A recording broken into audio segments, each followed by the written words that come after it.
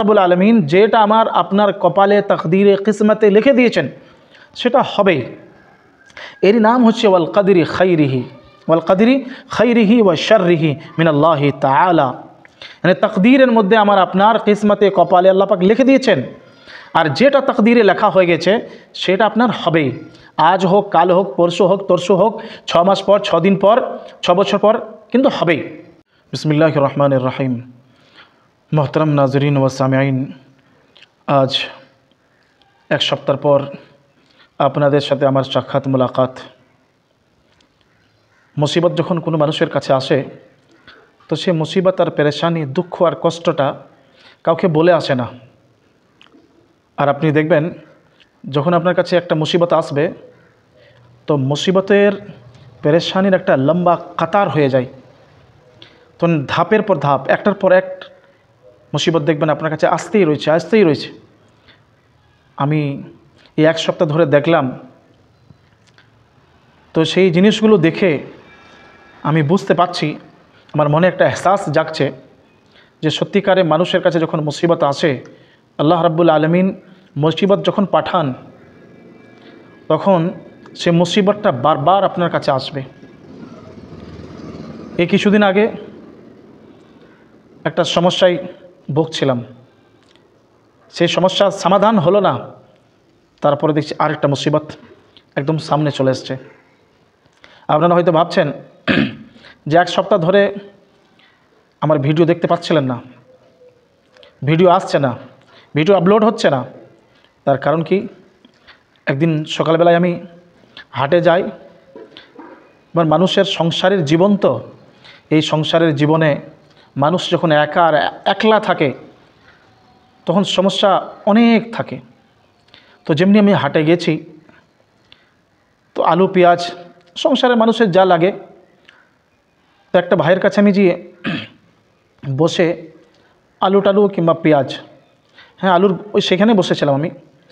তো আলু বাছাবাছি করার পর ওজন হয়ে গেল। ওজন করার পর আমি যখন সে আলু আর পেঁয়াজটা থলেতে ভরছি, সে ঝোলাতে ভরার পর সে আলুওয়ালা আমাকে বলছে যে মৌলানা সাহেব, আপনার এত টাকা হলো আর এত পয়সা। তো আমি তাকে বলছি যে ক টাকা হয়েছে? মনে হচ্ছে পয়সাটা একটু বেশি হয়ে গেল। বেশ, তারপর আমি তাকে বলছি যে দাদা আমি একটা হিসাবটা করে নিই, তারপরে তোমাকে আমি বলছি। তো যেমনি আমি পকেটে হাত দিয়েছি দেখছি মোবাইল নেই, অবাক। আবার আমি সেই হাটে চারিদিকে খুঁজি, এখান সেখান করে, আবার দেখছি একটুকু হাটের এক সাইড যাওয়ার পরেই একটা বুজুর্গ হাজি সাহেব মানুষ, তার সাথে মোলাকাত, সালামু আলাইকুম রহমতুল্লাহ বরকাতু হওয়ার পরে সে বুজুর্গ আবার বলছে যে জি আমার মোবাইলটা চুরি হয়ে গেল। আবার তিনার কথা শুনে আমার মনে একটুকু আমি শান্তি পেলাম, আমার কষ্টটা একটু গেল। কারণ কি? কারণটা হচ্ছে যে উনি বললেন যে আমারও মোবাইল চুরি হয়ে গেছে। তো উনি বুঝতে পারেন না যে আমার মোবাইল চুরি হয়েছে, তো ওনার মোবাইলটা আছে, আমার মোবাইলটা আছে, উনি ভাবছেন। কিন্তু মোহতরম বুজুর্গ দোস্ত, ওনার মোবাইল চুরি হওয়া হয়েছে 5 মিনিট আর আমারও হয়েছে 5 মিনিট। এই 5 মিনিট আগা পাছাতেই দুজনের মোবাইল হাট থেকে চুরি। তো এক সপ্তাহ হয়ে গেল মোবাইলে কোনো খোঁজ খবর এখনও পাওয়া যায়নি। তার কারণে মোহতরম বুজুর্গ দোস্ত আমি ভিডিও আপলোড করতে পারিনি। তো একটা জিনিস বুঝলাম যে আল্লাহ রাব্বুল আলামিনের জাত যখন মুসিবত পাঠায় তো সেই মুসিবতের সময়ে অধৈর্য হতে নেই, একটু সবর আর শুকর আল্লাহ রাব্বুল আলামিনের কাছে আমার আপনার করা দরকার। কেন মুসিবত যখন আসে তখন আল্লাহ হাবিব সাল্লাল্লাহু আলাইহি ওয়াসাল্লাম আমাকে আপনাকে দুটি রাস্তা দিয়েছেন। একটা রাস্তা আল্লাহ হাবিব সাল্লাল্লাহু আলাইহি ওয়াসাল্লাম বলেন, তোমাকে যখন মুসিবত আসবে তখন তুমি বেশি বেশি করে ইস্তেগফার করো। একটি দোয়া আছে, আল্লাহুম্মা রাব্বি লা ইলাহা ইল্লা আনতা সুবহানাক ইন্নী কুনতু মিনাজ জালিমিন। এই লা ইলাহা ইল্লা আনতা সুবহানাকা ইন্নী কুনতু মিনাজ জালিমিন বেশি বেশি করে পড়া, নিজের তাসবিহের মধ্যে শামিল করা। আর নাম্বার 2 হচ্ছে সাদাকা খায়রাত করা। কিন্তু বিরাদরান ইসলাম, আমাদের কাছে যখন ছোট্টখাটো সে মুসিবত আসে তখন আমরা বরদাস্ত করতে পারি না, সহ্য করতে পারি না। মনে নানা রকমের কথাবার্তা আসে, নানা রকমের কথা মুখ থেকে বারও করে দিই। কিন্তু মোহতরম দোস্ত, আমরা আল্লাহ রাব্বুল আলমিনের জাতকে সে সময় ভুলে যাই। কিন্তু দেখেন আল্লাহ রাব্বুল আলমিন যেটা আমার আপনার কপালে তাকদীরে কিসমতে লিখে দিয়েছেন সেটা হবেই। এরই নাম হচ্ছে ওয়াল কাদরি খাইরিহি ওয়া শাররিহি মিনাল্লাহি তাআলা।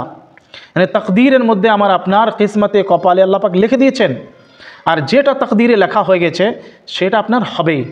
আজ হোক, কাল হোক, পরশু হোক, তরশু হোক, 6 মাস পর, 6 দিন পর, 6 বছর পর, কিন্তু হবেই।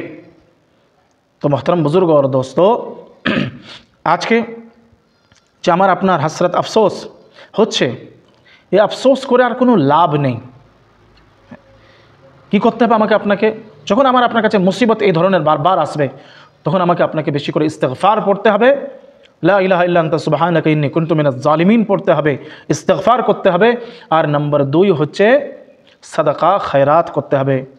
আল্লাহ রাব্বুল আলমিনের জাতের কাছে আমি আপনি দোয়া করব, আল্লাহ পাক যেন এই ছোট্টখাটো যে মুসিবত আমার আপনার কাছে আসছে, সে আসমানি বালা হোক, জমিনি বালা হোক, আল্লাহ রাব্বুল আলমিন যেন আমাদের আসমানি বালা, জমিনি বালাকে যেন শেষ করে দেন, আর এই মুসিবত থেকে আমাকে আপনাকে যেন হেফাজত করেন। তাই বেরাদরানে ইসলাম, আল্লাহ রাব্বুল আলমিন আমাদের সকলকে এই মুসিবতের সময়ে, পেরেশানির সময়ে বেশি বেশি করে সবর করার, ধৈর্য ধারণ করার তৌফিক দান করুক, আর বেশি বেশি করে ইস্তেগফার পড়ার, আর তসবিহ তাহলিল করার, আর সাদাকা খয়রাত করার আল্লাহ পাক যেন তৌফিক দেয়। ওয়া আখিরু দাওয়ানা আনিল হামদুলিল্লাহি রাব্বিল আলামিন।